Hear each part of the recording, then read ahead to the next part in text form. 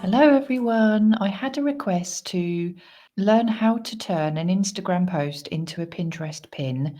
So there's two ways that you could do this in Canva. The first way is if you have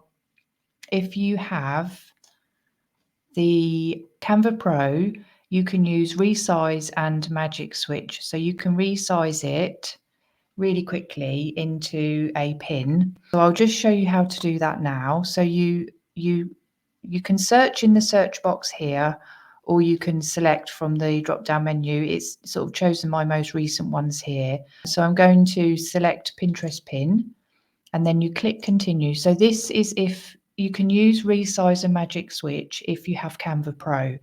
And there is a way to do this, which doesn't take an awful lot longer, to be honest, in the free version of Canva, and I'll show you that afterwards.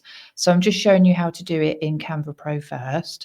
So in order to keep this design the same for your Instagram post, you want to copy and resize rather than just resize this design, because if you resize this design, it will completely change the size of your Instagram posts into a Pinterest pin. So you want to copy and resize. So click that.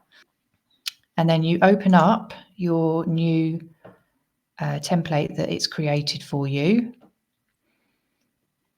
So what it does is this magic switch, it is good, but doesn't actually recreate it so that it is ready to post.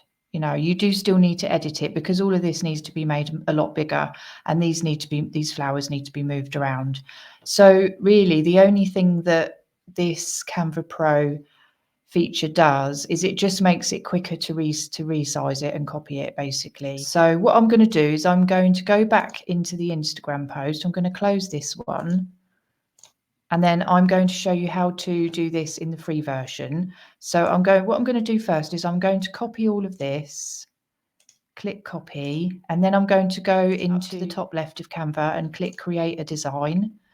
And then I'm going to search for Pinterest pin. It's 1000 by 1500. There's also an option for 1080 by 1920 pixels, and this is also the same size as a story.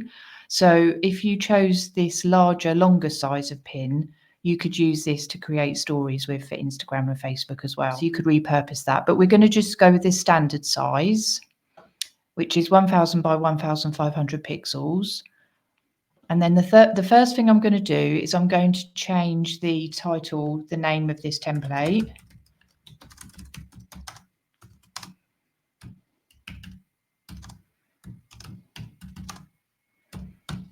So I always like to do that because if I don't name them, then they just kind of get lost and then I can't search for them. So I've got millions of designs in my Canva account, so I'm sure you're probably the same. So it's good to sort of name it straight away. And then what we're going to do is we're going to right click and click paste, and this is going to transfer all of that information. Now, the other thing is sometimes it won't always transfer everything over, and that's why it's always good to keep open your original post so you can easily go back into it and copy what you need to copy that hasn't been copied.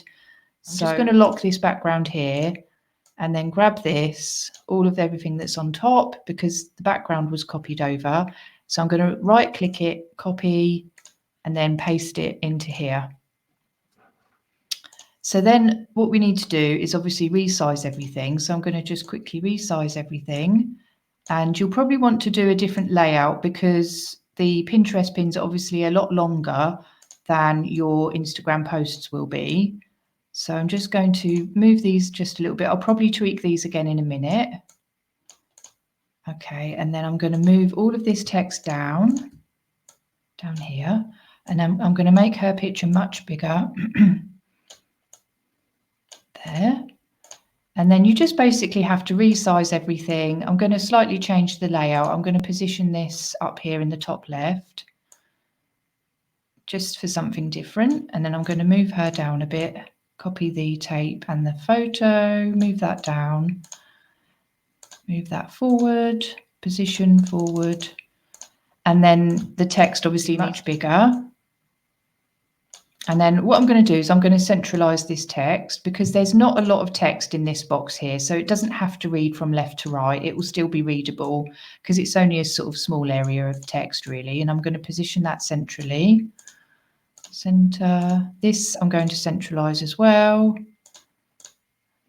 And move that center. And then I'm actually going to make that bold because because this is a bigger design and it's longer, you want it to stand out a bit more because Instagram posts, because they're square, you don't really have to use bold text quite so much unless you really want the text to be readable as someone scans your feed. So I'm just going to make this a bit bigger, That's it. Center. Okay, so let's see. Oh, I didn't want to do that. See how this looks. Yeah, it's not too bad. So I'm just going to grab these elements here and then I'm going to position them in the center of the design. So what I actually need to do, sometimes if your text box has got a lot of space around it, you want to, if you're going to try to centralize it, you just want to make it nice and tight so that the whole design isn't sort of extra space here and then it won't centralize properly. So if this is dragged out like this and you try to centralize this and this, it will be right over this way. So make it nice and snug. Pop it there. I'll just do it like this. That's the best thing. Okay, move that up there a bit. And then this flower, I'm going to bring it forward. That's it. Move this up a bit. That's it. So there you go. So I'm just going to move this slightly this way, maybe. No, I think that's okay. Move that there a bit. So it didn't take too long to sort of move everything around and adjust it a little bit. So that's how you do it with the free version. You literally just copy and paste your the elements from your Canva, from your Instagram post, copy and paste it, and then just rearrange it. And then obviously you just download it, share, download. I usually, when it's digital designs, I normally just download a JPEG because I find JPEGs with digital designs tend to look better, and PNG images tend to look better when they're printed. That's just what I find, but it's entirely up to you.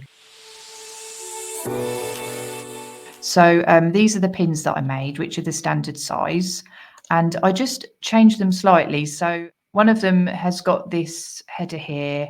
This one's got a bigger image and just the text, just the body text. And I just wanted to show you that when you create your pins, Pinterest don't like it if you keep posting the same pin. So in order to save yourself time and to not have to keep creating everything from scratch, all you have to do is to make a pin different, is change the photo or change the text, or you could even change the background. You just have to tweak it. You don't have to completely redesign it. You can just tweak it. So this is just slightly edited. This photo's been made a bit bigger. The text here is in the same place, but we've removed the header here. And just slightly tweak the layout. And then if you added a different image there or a different background, or just changed it to a color background or something like that, it will look like a new pin. So if you need, with Pinterest, what you want to do is you want to keep sending a lot of different pins to the same things that you are selling. So instead of just creating one pin for each product you sell, create multiple pins, but just edit them a little bit so you don't have to spend hours creating. Because I think on Pinterest now, I'm not an expert on Pinterest at all, but I think on there now, the volume of pins that you have to post is a lot higher than when I started out on there, which was years ago. So if you have to create a lot of pins every day, you just want to make small tweaks. So that's just one little tip for you. So yeah, I hope that helps, and thanks for watching. I'll see you soon. Bye.